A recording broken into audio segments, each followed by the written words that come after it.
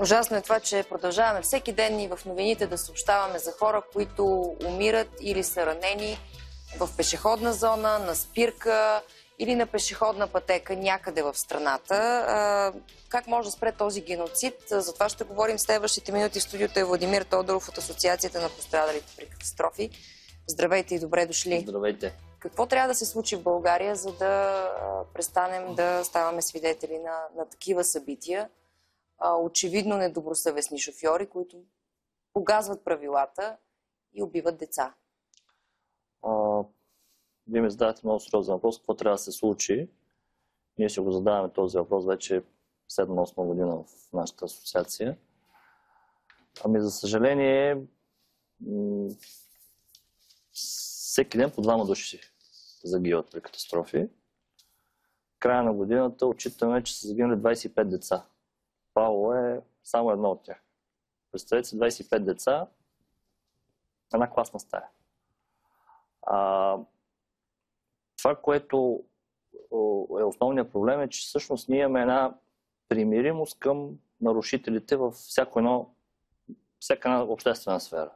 Ние виждаме как деца си купуват алкохол, как пушат по спирки и това го неглижираме. Да, включително и в Стара Загора се оказва, че е било масово явление шофьорите там да си правят маневра точно в и то не е само в Стара Загора. Пешеходна зона. Такива сигурно има във всички български градове.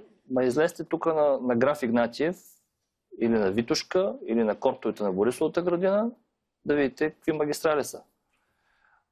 Общината ни хае, полицията ни хае и ние също ни хаем. И всъщност се събираме периодично през 2-3-5 месеца и си говорим ние същи неща, но основният проблем е, че за да се реши тази война, или тя няма да изчезне, но тя може да намалее, трябва да има политическа воля. В момента МВР не се занимава с превенция на пътния травматизъм. Има днес кампания за проверки, да. но тя не е българска, обърнете внимание, тя е общоевропейска. Проверка за алкохол и наркотици. Да, точно така. Тя е по линия на ТИСПОЛ, Европейските асоциации на пътните полицаи. Никой не говори, примерно сега имаше абитуриенти да се чули някой от полицията да излезе да даде съвети. Мина 1 юни. Да, дават съвети. Те ги дават съветите всяка година. Това е формално, разбирате ли? Продължаваме да виждаме абитуриентите, които висят от прозорците на колите с бутилки в ръка. Всяка година. В същото време, от началото на годината ние алармираме, че има 30% ръст на загиналите. Значи 100 души повече ще умрат в тази война. Миналото година бяха 600 загинали, сега са 700 загиналите, защото... Какво си обяснявате вие това увеличение? Защото се говори, че това, че беше допуснато по магистралата да се движим с по-висока скорост от 140 км в час, че това, че бяха отменени тези фишове, които издаваха мобилните камери, ето това е. Някак си свали задръжките на много от джигитите по пътя, от причините е, че от януари месец карат с много висока скорост. В България има 150 камери общо. 135 не се използват. Защото депутатите не се намират време, може би, да възстановят, да променят една малка промяна в закона, за да се възстанови законността на тези мобилни камери. Искате да кажете, че в момента 15 камери следят за скоростта в България? 15 стационарни камери. Всички мобилни камери не могат да издават електронни фишове. Ето го въпросния хубавец от Гърция. Да ми кажете. Така. Знаете ли, че той има 5 акта за превишена скорост?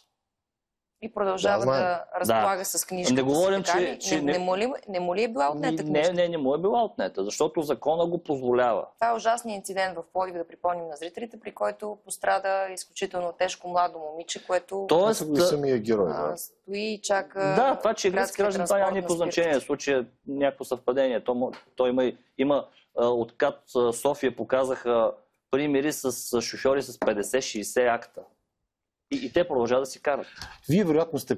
Нека се върнем само след малко на причините за растежа на жертвите по пътищата, което е безспорно най-големият проблем. Обаче вероятно сте пътували само когато телефонът ни беше отворен и мога да ви дам есенция от това, което казаха хората.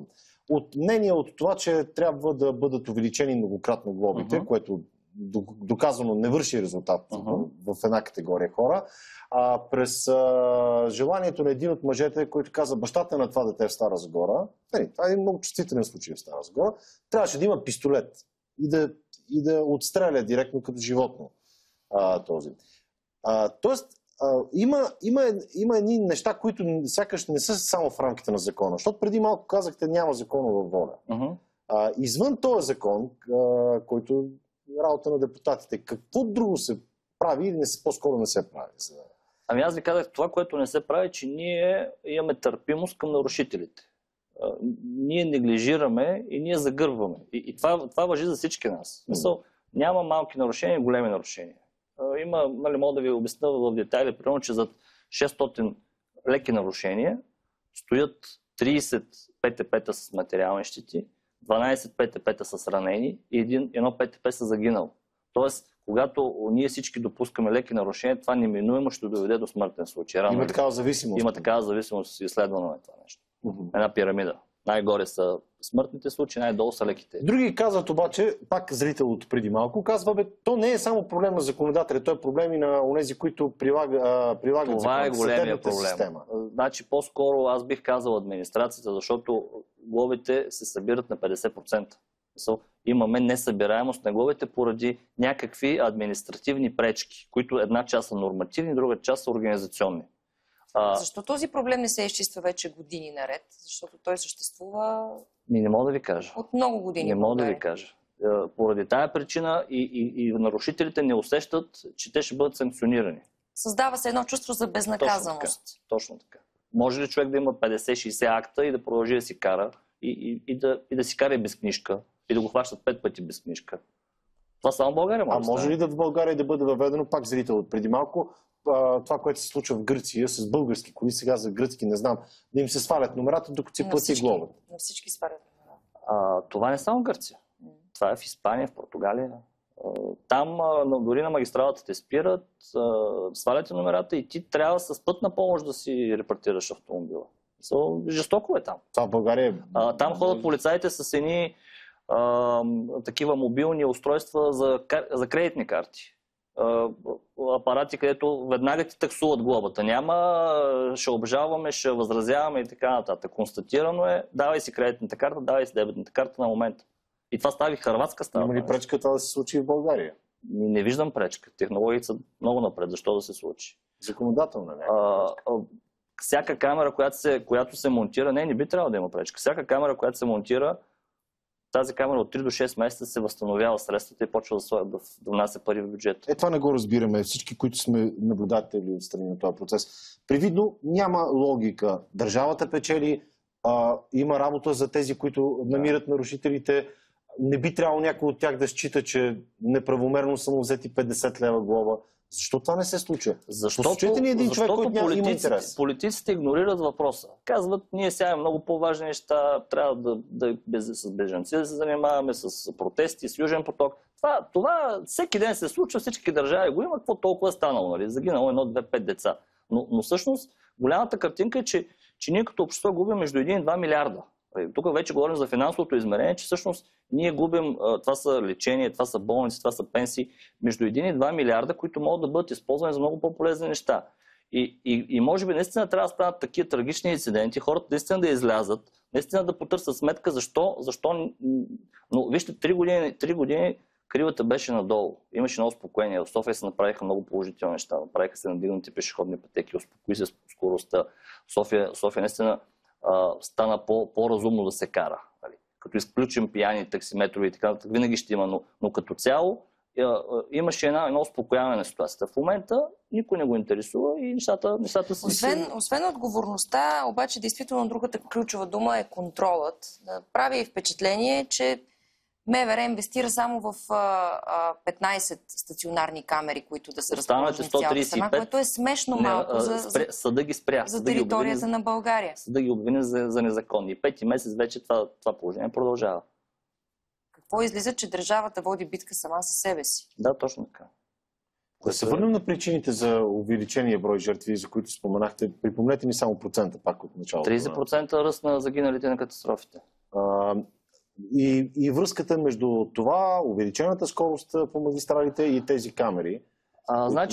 Значи скоростта на магистралите така един малък елемент. Факт е, че най-малко катастрофи, най-малко загинали стават на магистралите, но проблема беше друг, че ние разрешавайки 140 отваряме леко вратата и тези, които карат с 140, знаят, че камерите са настроени да засичат на 10 км отгоре, т.е. те имат позволението да карат с 150, те карат с 160, вече става страшно. Така че намаляването сега обещава, че ще върна старото положение, то няма да промени драстично ситуацията. Проблема идва от причината за увеличението е за камерите, за неработещата система за контрол на алкохола. Там е много сериозен проблем. Една много стара наредба, която отваря много врати за да се заобиколи. Не се работи на тема превенции, не се правят кампании, не се профилактират и аз една моя много болна тема за безопасното превозване на деца. Годишно ви казах загиват между 20 и 25 деца. 70% от тези деца не са велосипедисти, не са пешеходци, те са вътре в автомобилите. Говорите за столчето, което трябва да стои върнато и което никой не спазва. Точно така и което не знаем защо полицията не проверява или проверява инцидентно. Трябва ли да се въведат много по-сериозни наказания? Така, памет цитирам, но мисля, че шофьора в Стара Загора го грози от 2 до 6 години затвор за убийството на 4-годишно дете. Трябва ли, сега 3 до 10. Трябва ли по-сериозни наказания да бъдат въведени? Наказанията бяха променени преди година и половина-две, когато стане убийство на пешеходна пътека, когато е с алкохол, се завишиха наказанията. Преди имаше, тогава беше пък още по-там, тогава ги осъждаха условно. Сега поне ефективно ги осъждат. Аз си мисля, че по-скоро трябва да се мисля в по-висока събираемост на глобите, защото това, когато ти знаеш, че за малко нарушение с парите ги плащаш, ти няма да направиш и голямото нарушение. Не може да мине през ума, че ще се разминеш за алкохол. Да. Казахте преди малко старата наредба за проверка на алкохола. Да. Сигурно за вас това е до болка познат проблем, но Ние правихме един експеримент. Ние правихме с ваши колеги журналистически експеримент, много интересен. Поканихме двама доброволци, които пред камери и пред медицински екип изпиха около 200 грама водка, след което медицински екип им взе по наредбата проби кръвни и ги изпратихме в 4 лаборатории. Какво показаха резултатите? 4 резултата бяха, най-ниския беше 0,43 в рамките на закона. Да. Най-високия беше 1,1. От какво се получава това разминаване? Едното е в рамките на закона, другото... Представете си, в един случай може да лежиш в затвора, защото е близо до 1 и 2, другото си невинен. Там са много сериозни проблемите. Първо, че няма единна методика, в която лабораториите да изследват и да работят. Те имат метода, но не е разписана методиката. Това е единият проблем. Вторият проблем е, че съществуват недомислици в самата наредба, които казват, че примерно почистването на място трябва да става с едно вещество, което не се използва вече. То е вредно и отречено от медицината. Сублимат се казва. В момента се почистват с кислородна вода. Това обаче е нарушение на процедурата и в съда тези проби отпадат, защото някой не го е почистил. Или пък задължително трябва да се взима пробата от лекар. Масово се взимат от медицински сестри. Това дава възможност да се атакуват резултатите от пробите и пияните шофьори да се измъкват, защото съществуват такива пролуки. Означава ли, че сигурно това пак е много голям детайл в вашата работа, ама означава ли, че мога да изпратя пробата си на лаборатория, за която подозирам, че ще е по-скоро до онези 0,47? Има ли такъв начин за подбор? По принцип, КАТ казва в коя лаборатория да отидеш. Тоест, това не е въпрос на избор, но самата идея, че на едното място резултатът е нисък, а на другото е висок. Самата процедура. Това се компрометира процедура. И за финал, само тази наредба... Наредба 30, която Министерството на здравеопазването ги умоляваме тук да ги променят от няколко месеца. Те казват, че има работна група и се мисли по въпроса. Благодарим ви.